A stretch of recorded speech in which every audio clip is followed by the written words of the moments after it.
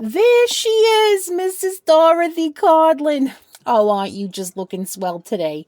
Let me get a good look at you. Mwah! Mwah! Sit, sweet girl. Take a gander at the menu. This tea room is my favorite. I promise you can't go wrong with anything you pick.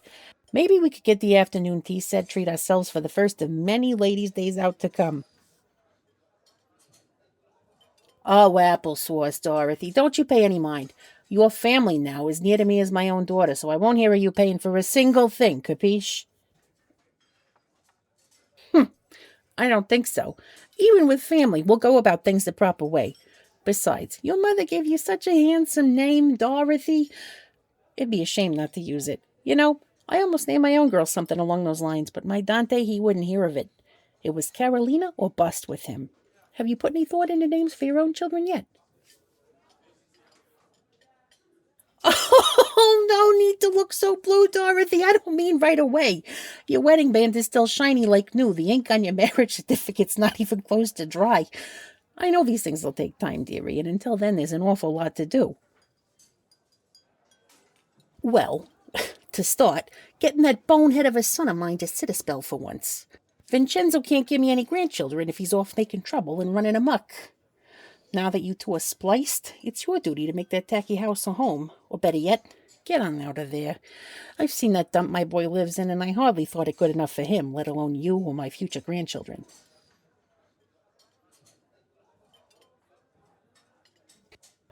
Absolutely. Dante and I would like at least two, but it's not as if you don't have the dust for more. You wouldn't know, being an only child, but there's no greater struggle or joy than having a few kitties stomping around the house, eating you out of house and home. I'm keen on more sons than daughters to keep on the family name and business, but I'll admit there's nothing quite like having a little girl to primp and prink.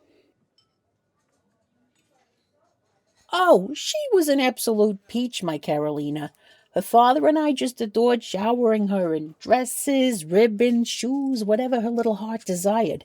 She was just the prettiest sight you'd ever seen, and even more sweet. Oh, she's so headstrong now, so full of big ideas. I'm not quite sure where I went astray with her, but oh well. You make sure to keep a close eye on any daughters you might have. And any sons, for that matter.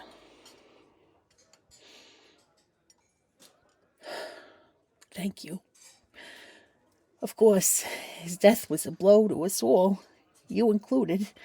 But to lose my son, my eldest son, I pray that you and Enzo never know what that feels like. He was just too young. He was your fiancé and Vincenzo's older brother, but he'll always be my baby. My first baby. I so look forward to seeing you two grow old together, Dorothy. To see him settle down with a family. My Luca was such a gentle soul. Softer than the family business ever let him be. It would have been so good for him to have you, to have a family of his own. Oh, it's okay, dear girl. There's nothing to it now. This old town would be the end of us if we didn't keep moving, and I can't stop everything when I got one son still kicking and a new daughter to take under my wing. How is my younger boy treating you?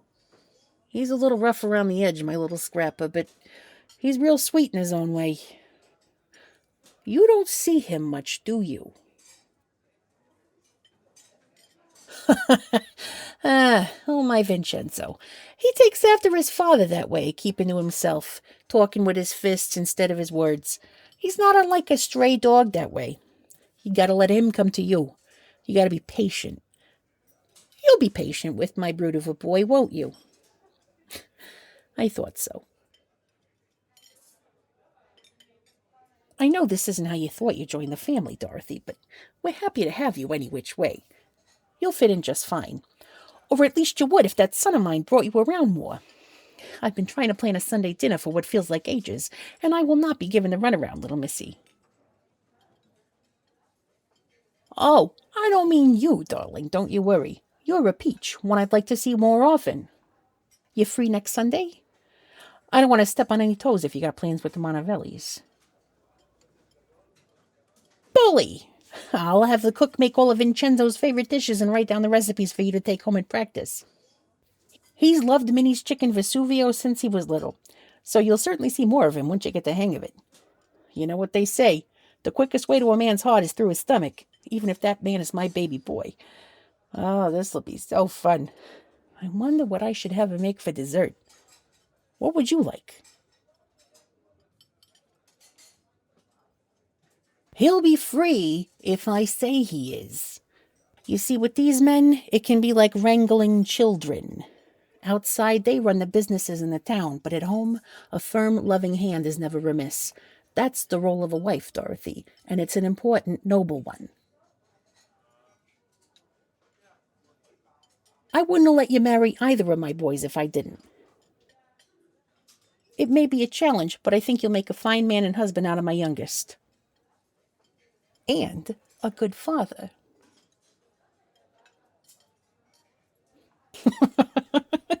I said you must be patient, not me. I would like grandchildren before I'm old, please and thank you, so you gotta stop playing like a shrinking violet.